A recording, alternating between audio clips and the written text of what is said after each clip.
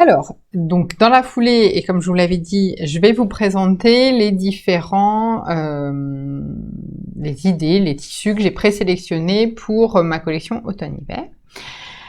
Donc en fait, comme je vous l'ai dit, je vais changer de poste et du coup j'ai envie de me refaire quelques vêtements un petit peu plus formels pour mon futur poste.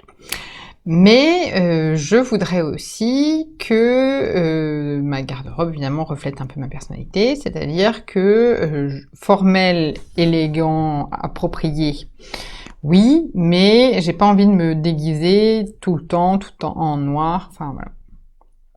Il n'y a pas de mal du tout à porter que du noir si c'est ce qui nous plaît, mais moi je sais que c'est pas mon cas. Donc quand je porte que du noir, on a l'impression que je suis très tout déprimée, ce qui n'est pas le cas. Donc j'ai envie voilà, d'avoir des vêtements qui me représentent ce que je suis.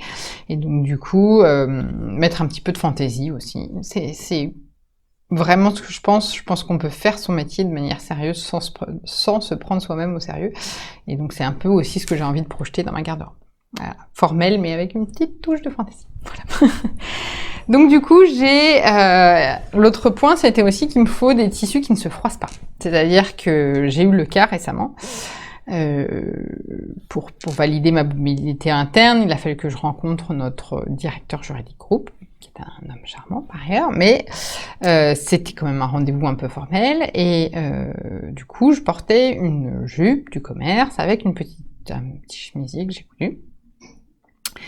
Mais j'avais zappé que le rendez-vous avait lieu à 2h30 de l'après-midi et que donc j'avais passé toute la matinée assise et que donc du coup j'étais froissée. Et ça m'a vraiment énervée. C'est-à-dire que c'est un rendez-vous que j'attendais avec impatience, qui avait quand même de l'enjeu pour moi, et je suis arrivée là complètement fripée, donc ça m'a vraiment énervée. Donc du coup je me suis dit, bon bah voilà, plus jamais ça, clairement, ça va être un critère de choix pour moi des tissus maintenant. Il ne faut pas que ça se froisse, parce que vraiment c'est quelque chose qui me gêne à titre personnel. Il n'y a pas de problème pour les gens à qui que ça ne gêne pas, mais moi ça me gêne. Donc il faut vraiment que je prenne cette dimension en compte quand je vais choisir mes tissus. Donc j'ai fait une première sélection dans mon stock, parce que bon, en tant qu'affaire, on ne peut pas dire que je manque de tissus, même après avoir fait un premier grand tri au printemps. Et j'ai sorti une trentaine de coupons. Donc je me suis dit, non, pas 30, parce que 30, c'est pas réaliste. Donc j'ai refait un autre tri en me disant, voilà, alors parmi les 30, est-ce que donc tous ne sont pas froissables? Ça m'a permis d'en retirer encore quelques-uns. Il n'en reste pas beaucoup dès qu'ils se froissent dans mon stock, mais bon quand même. Ensuite je me suis dit, alors pas que du noir, Céline. Voilà, donc j'avais sorti 5 coupons noirs, je crois. Donc hop, j'en ai rangé quelques-uns. Il en reste 2. Voilà, pareil, donc voilà. Et au fur et à mesure, je me suis dit, bon alors, quels sont... donc pour quel projet je les imagine? Bon, ceux-là, c'est fait pour faire des jupes. Je ne ferai pas de jupes. Voilà. Je sais très bien que les jupes, je ne suis pas à l'aise dedans. Ça tourne, je trouve jamais la forme qui me va, etc. Est-ce que c'est court? Est-ce que c'est long? Enfin, ça m'énerve. Est-ce qu'il faut porter du moulant, du pas moulant en haut? Enfin bon, donc voilà, pas de jupe. Ok, donc les coupons à jupe, on les met de côté. Je vais les donner ou je vais les vendre, je verrai, mais hop, exit. Et avec tout ça, je me suis retrouvée avec cette sélection que je vais vous montrer. Alors je vais vous passer rapidement en vous disant à peu près qu'est-ce que j'ai en tête, si j'ai le modèle ou pas, mais évidemment on y reviendra plus longuement quand j'aurai cousu les différentes pièces. Le premier, je crois que je vous l'avais déjà montré, c'est un caban bleu marine que j'avais acheté au coupon Saint-Pierre. Non, à Sacré Coupon, pardon.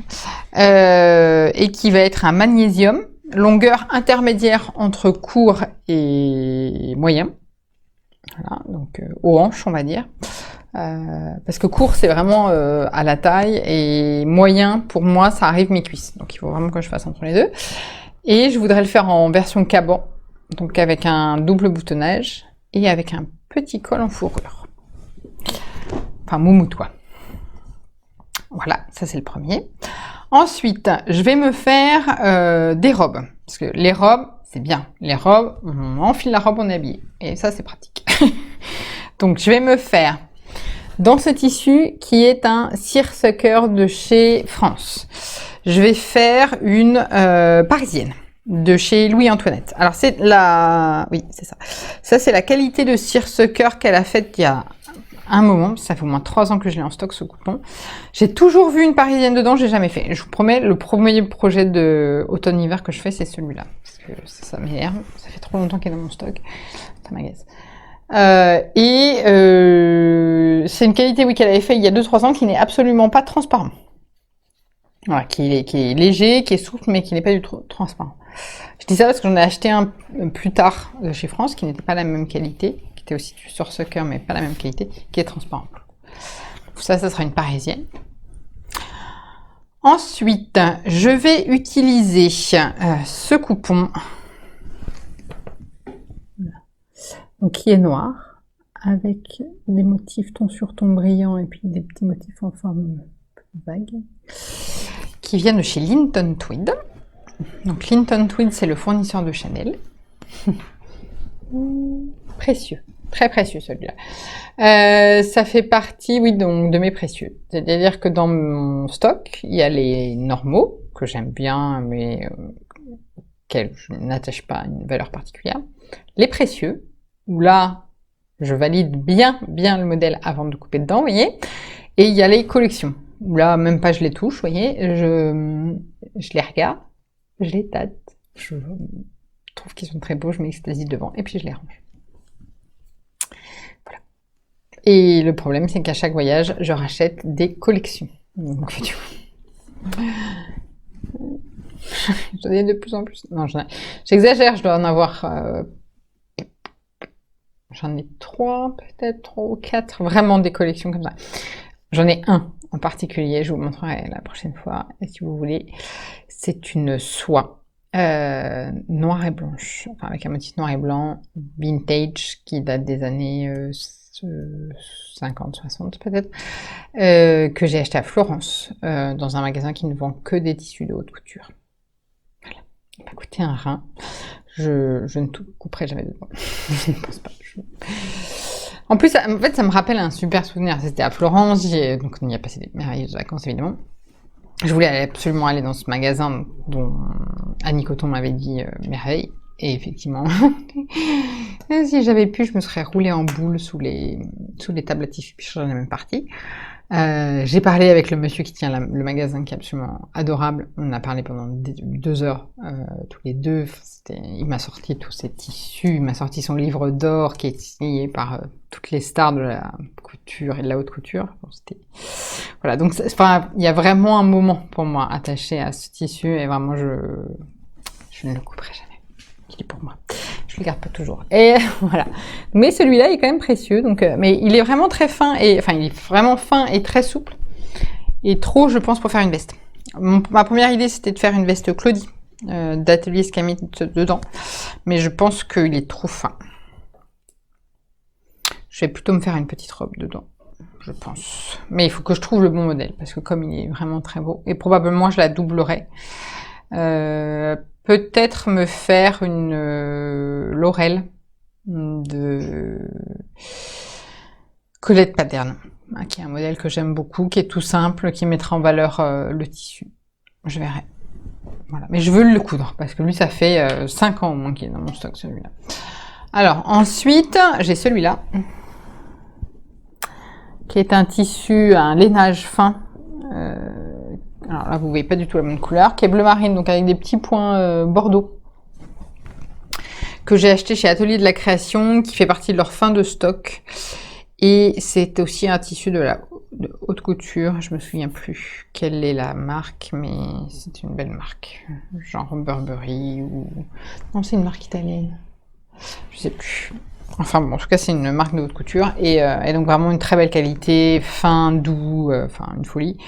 Donc même l'envers, enfin je veux dire, on le porte à la peau, hein. Enfin, c'est incroyable cette qualité, hein. Donc je pense que je la double, donc je vais faire une robe dedans. Je pense que je la doublerai, mais pour des questions de accrocher au collant. Mais c'est sur les bras, je sais que il y a aucun problème. Je doublerai pas les manches, je pense pas, hein. Je pense que je doublerai que la jupe.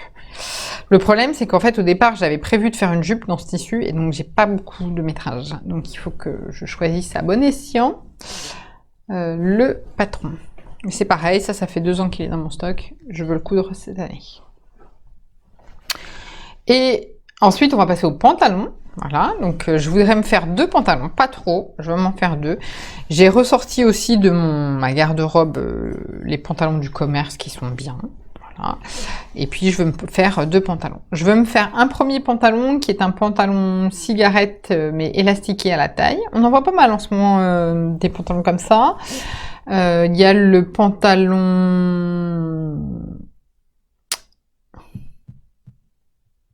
Il y a chez Anna Rose Pattern, Phileas. Et il y a le dernier de Closet Case qui vient de sortir, dont le nom m'échappe. Mais c'est celui-là que je vais faire. Je vais faire celui de Closet Case. Parce que comme vous le savez, c'est une marque que j'aime beaucoup et qui me va bien. Donc du coup, je vais faire plutôt leur modèle à eux. Mais je vais commencer par la version short pour valider la taille, même si comme c'est élastiqué, normalement ça devrait aller. Et ce que j'aime bien en fait dans le modèle de Closet Case, c'est qu'il est élastiqué que dans le dos et pas sur le devant. Et je trouve ça plus gracieux que d'avoir aussi un élastique devant. Il est un peu taille haute, ce que je trouve bien, parce que c'est pareil, je trouve que taille basse plus élastique, ça fait vite négliger. Là, le devant est donc taille haute, ça du coup moule un peu ça met en valeur le fessier, voyez. Et le devant est pas mal travaillé avec des jolies poches et tout ça, et des surpiqûres et tout, et donc du coup je trouve que ça casse un petit peu le côté décontracté de l'élastique. Voilà, et donc du coup je vais tester avec la version short, et puis après je ferai la version pantalon, et je le ferai dans ce tissu là, qui est un lainage Agnès B que j'ai acheté pareil en braderie. J'espère qu'il me restera assez de tissu, parce que c'est pareil, j'avais coupé un fusain dedans. Voilà, de chez Blousette Rose. Sauf que comme il n'a pas d'élastane, voilà, c'est pour ça aussi que j'ai choisi ce tissu-là. C'est que comme que j'ai choisi ce modèle-là, plus précisément. Je voulais utiliser ce tissu, mais il n'a pas d'élastane. Et comme vous savez, maintenant, pour les pantalons, je prends toujours du tissu avec élastane. Mais j'aime bien ce tissu gris, là. Du coup, je me suis dit, il me faut un tissu, mais qui est un peu d'aisance au niveau des fesses, et au niveau de la taille, pour pas que ça soit inconfortable le fait qu'il n'y ait pas d'élastane. Voilà, parce qu'il n'y a pas l'élasticité qui est liée au tissu, donc il faut mettre de l'élasticité dans le modèle, vous voyez. Donc du coup, j'ai choisi ce modèle avec la taille élastique. Voilà. Le cheminement pour arriver au modèle. Bon, et en dehors de ça, j'aime bien le... Donc je vais faire ça. Donc les premiers, ouais, je pense que le premier, ça sera la parisienne, là, et puis ensuite le modèle de chez Closet Case. Et je voudrais aussi essayer le pantalon Ralph de chez Anna Rose Pattern, parce que je mets beaucoup de slim et de pantalons cigarette, mais il semblerait que, vu ma morphologie, ce n'est pas forcément ce qui me va le mieux. J'ai une morphologie entre le 8 et le A, vous voyez, visuellement. Plutôt en A, puisqu'en fait mon tour de poitrine est plus petit, enfin nettement plus petit que mon tour de hanche. Il y a 10 cm entre les deux. Je sais pas si du coup, je sais pas, il faudrait demander à Christina une petite consultation. Je fais 92, 77, 102 en mensuration, et donc du coup, je sais pas si on dit 8 ou si on dit A, vous voyez. Bon, bref. En tout cas, je voudrais bien tester une forme plus bootcut, si vous voulez. Et le Ralph de chez Anna Rose est comme ça. Et je vais le faire dans ce très beau lainage que j'avais acheté à Bordeaux, pas au marché Saint-Michel, dans un magasin de tissu à Bordeaux. Et il est vraiment très beau, c'est vraiment une très belle qualité, du coup je ferai une toile avant. Lui aussi fait partie des précieux. Et ensuite et enfin dans les blouses, nous allons retrouver mes dernières acquisitions de chez France. Alors j'avais dit pas trop de chemises, et en fait je me rends compte que, parce que je porte pas de chemise, trop pour l'instant. Après je me dis que si je vais vers un travail plus formel, peut-être je pourrais réhabiliter la chemise. Et donc du coup je voudrais me faire la chemise qui est dans le livre Je couds ma garde-robe sur mesure de Charlotte Ozoux, que j'ai acheté et j'ai honte, je l'ai feuilleté tout à l'heure, j'ai même pas ouvert les planches de bâton.